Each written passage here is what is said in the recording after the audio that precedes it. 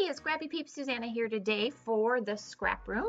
These are the 4 flavor of the month kits or the 4 flavors in the flavor of the month, and I'm creating that large photo layout there using the Amy Tangerine Brave and Bold collection. So you are going to, in your regular kit, get the 3 sheets of pattern paper, 2 sheets of white cardstock, and a quarter pack of ephemera that varies, as well as a 4x6 sticker sheet. In addition, I am creating with the embellishment add-on kit, where you will get to go with the Brave and the Bold, a half a pack of the thicker phrases. And then I am also creating with the pattern paper add-on, and you will get 2 sheets of each of the collections for that. So what I've done with some scrap paper, and it's not really scrap paper, if you follow me, you know I like to go to Tuesday Morning, and I have 20 sheets of that pink polka from Simple Stories, and so I'm using that. I had cut that to create a diagonal template to work with my Amy Tangerine collection there. So I am just using the template to trace the pattern papers to then cut them with my trimmer. And so I have, the photo I want to say is actually 8x10 printed on 8.5x11. If you, again, follow my work, you know I have a new large format printer. And so a lot of my layouts lately have been using large photos. So the photo of my daughter reading, taking a bit of a respite at the hotel over spring break recently, is going to be that top left corner. That pink with the white stripe diagonal is the top right corner. That black, and those are actually little white flowers, is the bottom left diagonal, and then in the center on that right hand side is going to be that sort of tealy aqua there. What I didn't realize, so you'll see in a minute after I finish cutting it, that I didn't actually cut what I had intended to cut. I had wanted the white where those brush marks end to be on the opposing diagonal of the pink, but they actually end up going almost in the same diagonal, and that was not intended, but it's the way it was, and so I was just going to go ahead and go with it.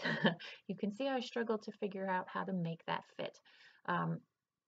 So rather than wasting a whole piece of 12x12 paper behind it, I just adhered it with a 12x12 piece of the white cardstock behind it to lay that as a template.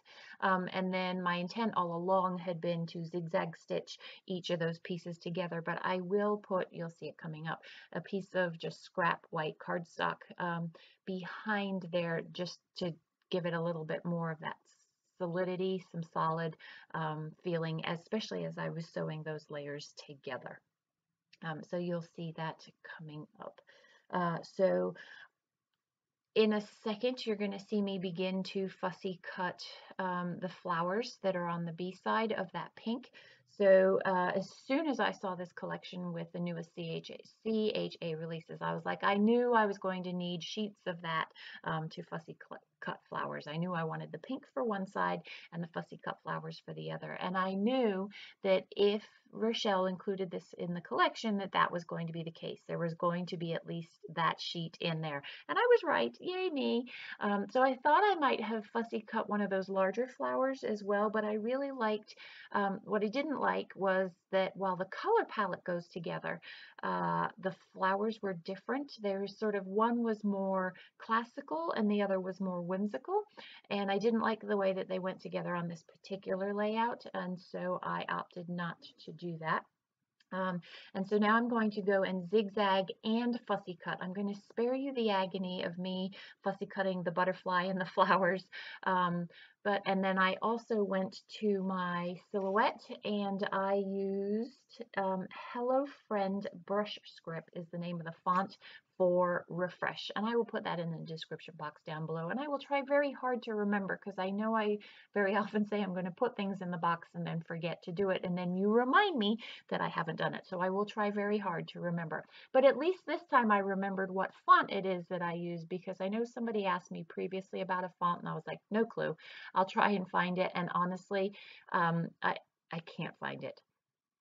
So as one of my embellishments that come in my particular kit, every kit is going to be a little bit different because of how Rochelle divvies up the embellishments. But I have this sort of, it's a Polaroid frame, and it's got a shimmer to it. Holographic. It's got a holographic effect to it, and so I use that to frame one of the other two 3x4 photos that I have of my daughter. I had thought that I would use both of them somewhere, but they covered up too much of the pattern papers, and I really wanted to maintain as much of the integrity of those different pattern papers as I could. I am now just going to back some of the fussy cut flowers with foam. Some of the thickers, obviously their thickers are on foam, and so there's different depths throughout the layout because some are popped up higher than others, and I like that movement that creates, along with the movement in the patterned papers there. The direction of the layout there, while there are 3 clusters, the title cluster, the Polaroid photo cluster, and then the floral cluster on the left, you can't really see a visual triangle amongst those 3 clusters.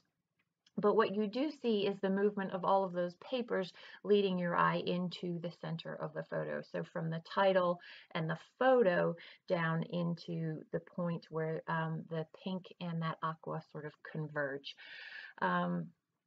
What you will not see here, something else I want to show you. What I'm doing right now is, so some of the stickers that come in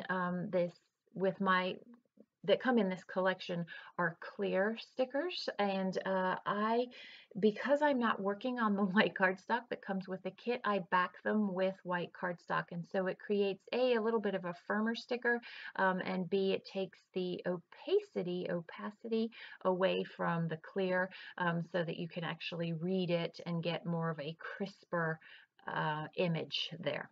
So just a little tip: if you get stuck with these stickers, you can always create your own white background by just putting it on white paper, like I have done there.